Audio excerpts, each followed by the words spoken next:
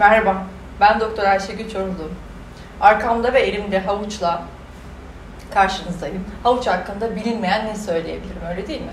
İşte havuçta beta-karoten var, güneşlenirken cildimizi işte hem güzel bronzlaştırır hem korur, havuç görmeye iyi gelir vesaire. Ve işte havucun içerisindeki maddeler A vitamini öncülüdür. Vücudumuz ondan A vitamini yapıyor. Söyleyeceğim şey şu. Şimdi A vitamini konusuna bağlamak için bunu söylüyorum. A vitamini önemi az, üstünde durulmuş bir vitamin.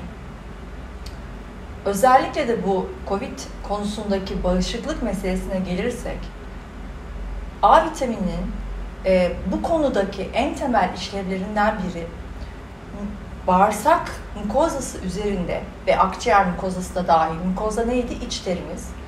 Orada bağışıklık sistemini dürtebilen veya dürtmeyebilen bir hücreler var. Onların nasıl çalışacağını organize ediyor. Biraz daha Türkçeleştireyim. Biz o hücrelere dendritik seller diyoruz. Dendritik hücreler. Dendritik hücreler DC diye yazılırlar ve bunların amacı vücuda sınırlardan ağız, burun, göz, bağırsak bir yabancı gelmişse, bir tehlikeli gelmişse onu kaplayıp gidip bağışıklığın diğer kısmına bununla savaşmalısın diye haber veren hücrelerden biri. Makrofajlar gibi.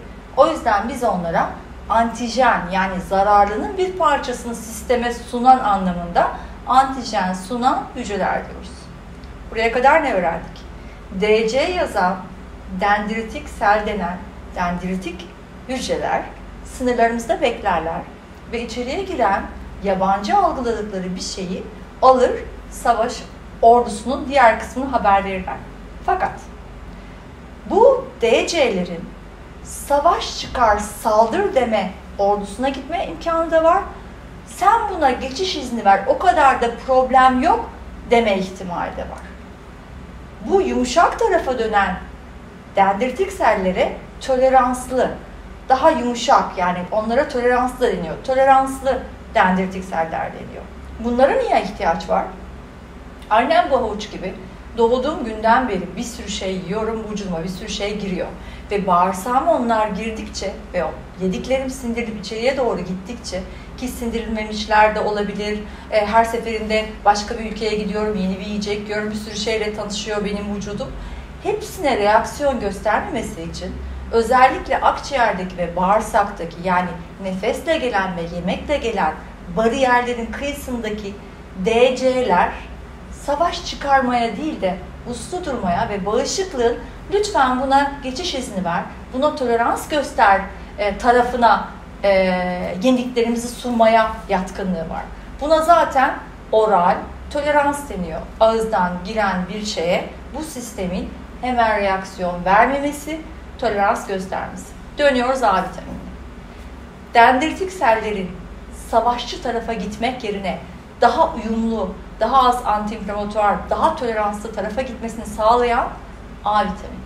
A vitamini ve D vitamini DC'lerin, dendritik sellerin yabancı gördüğü ama belki de masum ve zararsız olabilecek bir takım yiyecek parçalarına karşı savaş moduna bizi sokmamasını sağlıyor. Onları daha toleranslı dendritik seller yapıyor. O yüzden bizim COVID de olmasa genel olarak bağışıklığımızı konuşurken, işte yiyecekleri konuşurken, otoimmün hastalıkları konuşurken, gıda intoleransını konuşurken, alerjileri konuşurken bizim aklımıza gelmesi gereken bu dürtmeleri yapma işinde dürtmenin düğmesine bakan bu ilk hücrelerden olan DC hücrelerinin iyi bir D vitaminiyle sakinleşebileceği ve iyi bir A vitaminiyle sakinleşebileceği, savaş çığırtkanlığı yerine barış çığırtkanlığı tarafına dönebileceği. Normalde de vücudumuzda öyle olması gerekiyor zaten.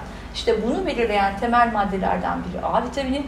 Dolayısıyla havuç yemek, havuç suyu içmek, içerisinde A vitamini olan işte tereyağında var, ciğerde var, hayvansal gıdaları da tüketiyor olmak demek ki otoimmün hastalıklarda da, alerjik hastalıklarda da, enfeksiyonlarda da bizim savaş tarafımızın dozunu ayarlamada, gereksiz savaş tarafına dönmemede ve barışçıl kalmakta bir gücümüz olabilir. Havuçta nerelere vardık?